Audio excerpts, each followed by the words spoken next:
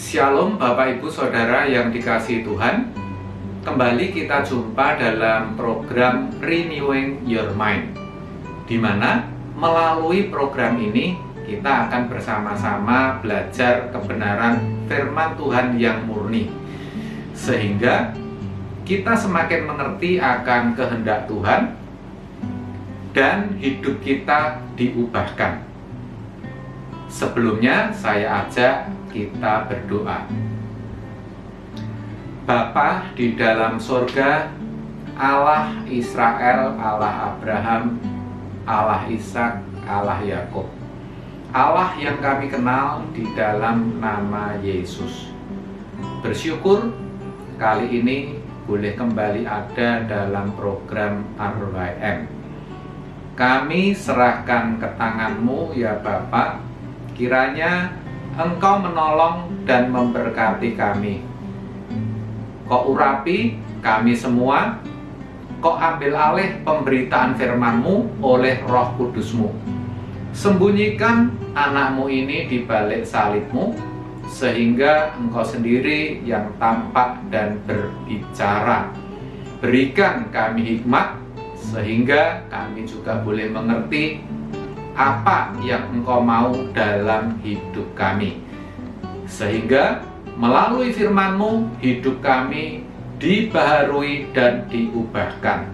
Terima kasih ya Bapa, berbicaralah di dalam nama Yesus. Kami siap mendengar dan melakukannya. Amin. Amin.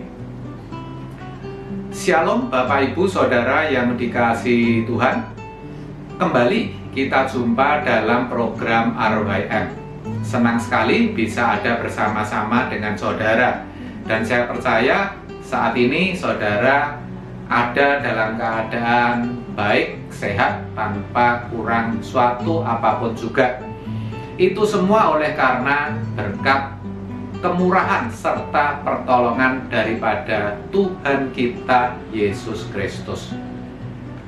Bapak, Ibu, Saudara yang dikasihi Tuhan, mengumpulkan harta atau kekayaan merupakan sesuatu yang sangat menarik untuk dibicarakan. Kalau sudah berbicara tentang kekayaan, orang bisa habiskan waktu berjam-jam, saudara. Apalagi peluang untuk memperoleh kekayaan itu cukup besar. Wah, sampai tidak tidur juga kuat, saudara. Nah, kenapa bisa begitu?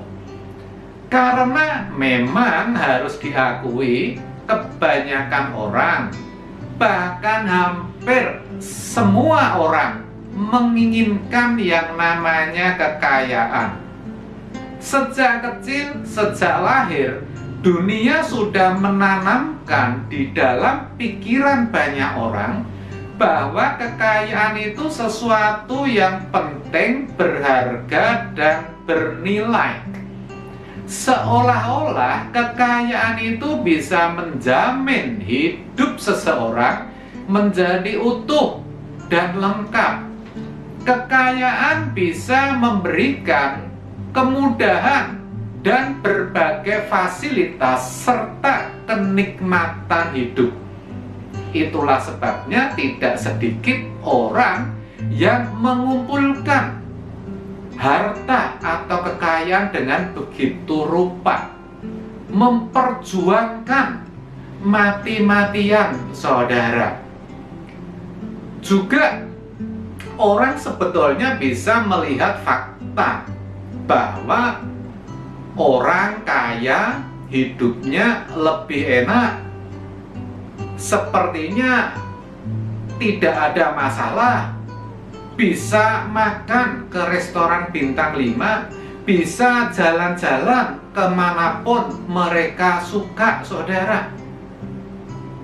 Kalaupun mereka sampai sakit, itu pun kok sepertinya nggak masalah, bisa dirawat dengan dokter yang terbaik, di rumah sakit yang terbaik, nyaman-nyaman saja.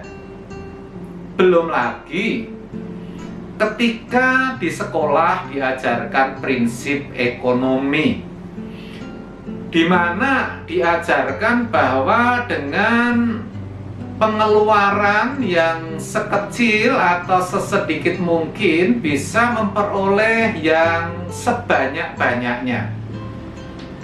Lalu ketika lulus dan bekerja, dimotivasi secara tidak sadar, didorong untuk apa? Memperoleh sukses karir, untuk memperoleh pangkat dan jabatan. Untuk apa semuanya itu? Untuk memperoleh kekayaan, saudara. Belum lagi kalau kita perhatikan keadaan saat ini, misalnya muncul banyak sekali seminar-seminar motivator-motivator yang menyuarakan, yang mendorong, yang memotivasi agar orang bisa memperoleh kekayaan dengan cepat, saudara. Bahkan peluang-peluang bisnis, investasi di bidang saham ya menjamur, saudara. Dan masih banyak lagi bukti-bukti yang orang bisa lihat bahwa sepertinya kekayaan itu bisa menjamin kehidupan menjadi bahagia. Jadi tidak heran kalau banyak orang, termasuk orang percaya, terjebak dalam wilayah ini, saudara, sehingga tidak lagi bisa mengerti akan kehendak Tuhan terkait dengan kekayaan. Padahal sangat jelas banyak ayat-ayat yang berbicara tentang harta, tentang kekayaan. Tuhan Yesus sendiri mengajarkan di dalam Matius 6 ayat 19 sampai 20, di mana Tuhan mengatakan, jangan kumpulkan harta di bumi, ngengat dan karat akan merusak, pencuri akan membongkar serta mencurinya. Tetapi kumpulkan bagimu harta di surga. Di sana tidak ada ngengat dan karat, pencuri juga tidak akan membongkar dan mencurinya. Apa arti dari pengajaran atau perkataan Tuhan Yesus ini? Di sini jelas Tuhan ingin mengatakan bahwa sesungguhnya harta yang kita kumpulkan di bumi ini bersifat sementara, fana, dan tidak kekal. Maksudnya sewaktu-waktu itu bisa habis, sewaktu-waktu itu bisa lenyap. Dan bukti-bukti sudah kita lihat, saudara. Kalau terjadi bencana alam, gempa, tsunami yang begitu dahsyat, banyak orang tidak hanya kehilangan harta atau kekayaannya, tetapi tidak sedikit yang nyawanya bahkan juga ikut melayang. Saudara, juga ketika seseorang mengalami gangguan kesehatan yang parah, harus biopsi otak atau jantung, kekayaan jadi tidak ada artinya, saudara.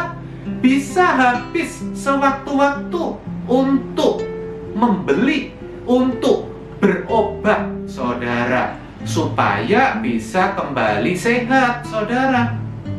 Belum lagi resesi atau krisis ekonomi seperti yang terjadi saat ini, di mana krisis ekonomi merupakan dampak daripada krisis kesehatan yang sedang terjadi. Banyak orang yang tadinya memiliki satu usaha, bahkan memiliki pabrik, tetapi tiba-tiba dengan kondisi seperti ini, tidak hanya pabriknya tutup, saudara, tetapi tadinya yang punya tabungan malah jadi punya hutang. Nggak sedikit yang hutangnya sampai miliaran rupiah. Tidak sedikit mereka yang harus berakhir di penjara, saudara. Ini kan namanya sungguh tragis. Belum lagi kalau terjadi kebakaran. Dan masih banyak hal lagi yang bisa membuat harta atau kekayaan yang kita kumpulkan tiba-tiba menjadi lenyap dan habis, saudara. Itulah kenapa Tuhan Yesus mengatakan tadi, kumpulkan bagimu harta di surga. Kenapa? Karena ngengat dan kara tidak ada, pencuri juga tidak akan mencuri dan membongkar. Artinya harta di surga lebih bersifat kekal, saudara. Bahkan dalam kesempatan lain, Tuhan Yesus memberikan satu perumpamaan di mana Yesus katakan ada seorang yang kaya yang akan mendirikan lumbung yang baru. Untuk apa? Untuk menyimpan hasil panen yang melimpah-limpah, supaya ia bisa berkata kepada dirinya, "Hai jiwaku, tenanglah, tenanglah, karena ada banyak kekayaan padaku.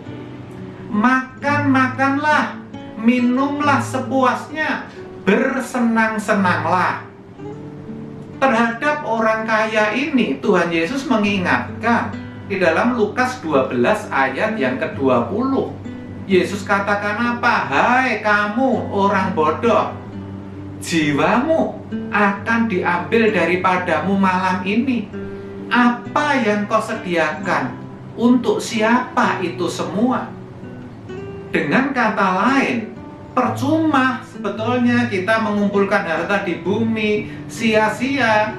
Bahkan di dalam Lukas 9 ayat 25, Tuhan Yesus berkata, "Apalah gunanya engkau memperoleh seluruh isi dunia kalau engkau merugikan dirimu atau membinasakan dirimu sendiri?"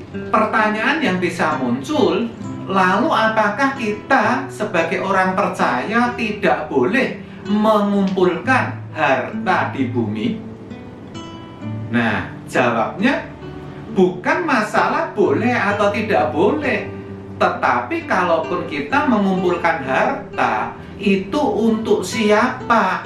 Itulah sebabnya di dalam Matius 6 ayat 21, di mana hartamu berada, di situ hatimu berada.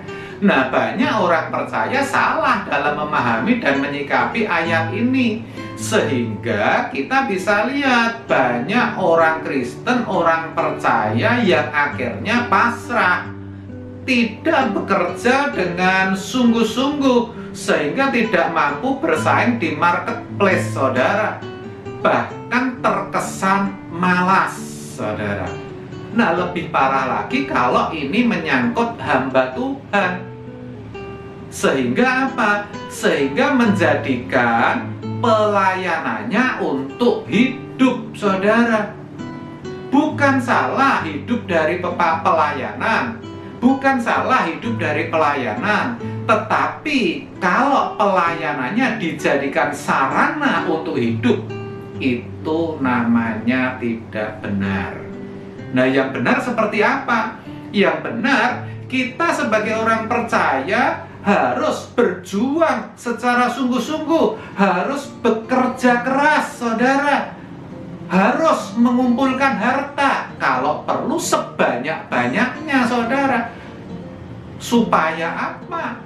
Yang pertama, supaya kita tidak menjadi beban bagi orang lain. Yang kedua, supaya apa? Supaya kita bisa menjadi berkat. Kita bisa menolong saudara kita, keluarga besar kita, orang-orang dekat kita. Supaya apa? Yang ketiga, supaya kita bisa ambil bagian dalam pekerjaan Tuhan dengan lebih leluasa.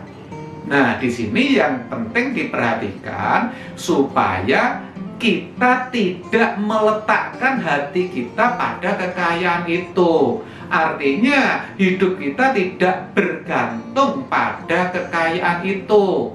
tetapi kita meletakkan hati kita hanya kepada Tuhan, kita tetap menggunakan seluruh kekayaan, seluruh harta yang kita peroleh untuk memuliakan Tuhan, saudara. Maksudnya, kita harus menjadikan harta atau kekayaan itu sebagai sarana.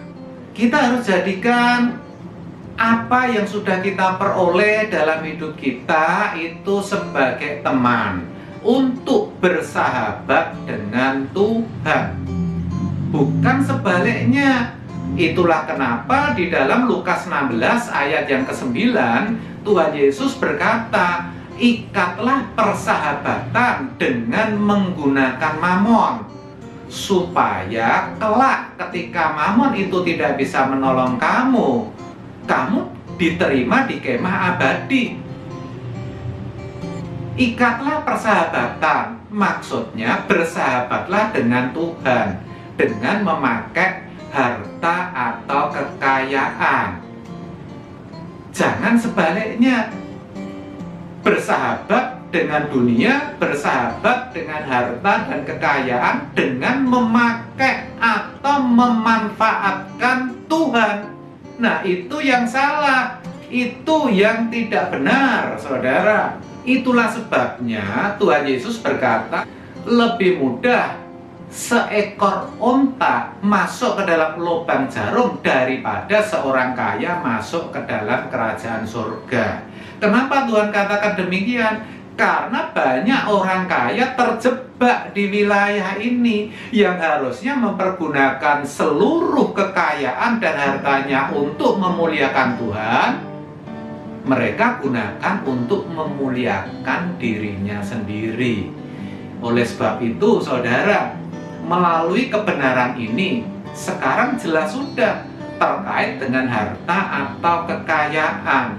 Bagaimana kita harus menyikapinya? Sebagai orang Kristen, sebagai orang percaya, kita harus berjuang sebaik-baiknya untuk mengumpulkan harta atau kekayaan itu. Tetapi ingat, harus semuanya kita pakai untuk memuliakan Tuhan.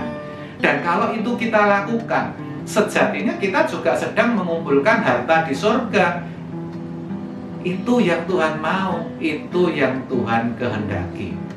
Sekali lagi, jangan pasrah dan berserah. Ayo berjuang, kumpulkan harta di bumi, pakai sepenuhnya untuk kemuliaan Tuhan. Tuhan Yesus memberkati. Baik, Bapak Ibu Saudara, untuk meneguhkan kebenaran ini, kita akan mendengarkan satu pujian. Dari semula Kau jadikan semua oleh tangan-Mu yang berkuasa. Juga diriku Kau bentuk agar sempurna hidup ini bagi kesukaan-Mu. Dari semula Kau jadikan semua oleh tangan-Mu yang berkuasa. Juga diriku Kau bentuk agar sempurna hidup ini jadi kesukaan-Mu. Semua ini milik-Mu. Semua ini milik-Mu. Semua ini milik-Mu, Tuhan, Kau ciptakan untuk-Mu. Semua ini milik-Mu. Semua ini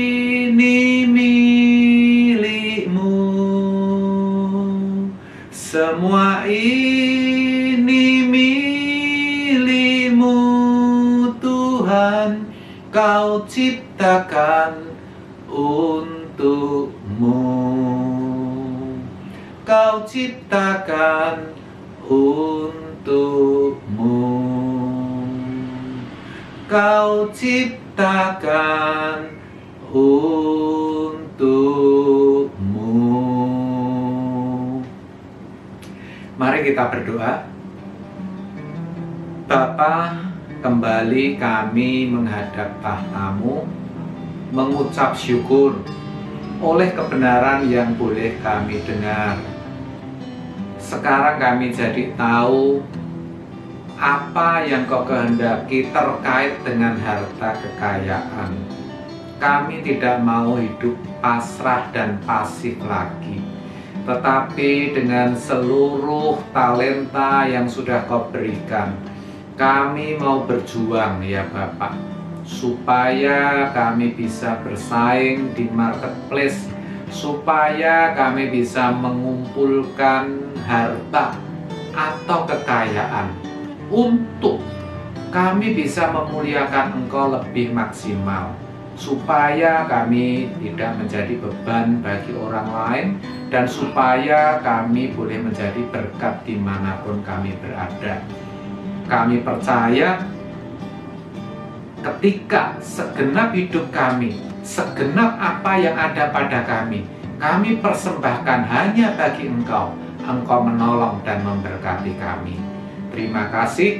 Berdoa juga bagi setiap yang mengikuti program ini. Kami percaya Engkau juga menolong dan memberkati apapun yang menjadi pergumulan bagi mereka. Terima kasih ya Bapak, terima kasih. Sekarang terimalah berkat yang daripada Allah Bapa, cinta kasih serta kemurahan dari Kristus Yesus Tuhan kita, serta persekutuan dengan Roh Kudus akan menyertai saudara sekalian mulai saat ini sampai selama-lamanya. Amin. Terima kasih atas kebersamaan saudara. Selamat melanjutkan aktivitas. Tuhan Yesus memberkati. Salam RYM dan sampai jumpa.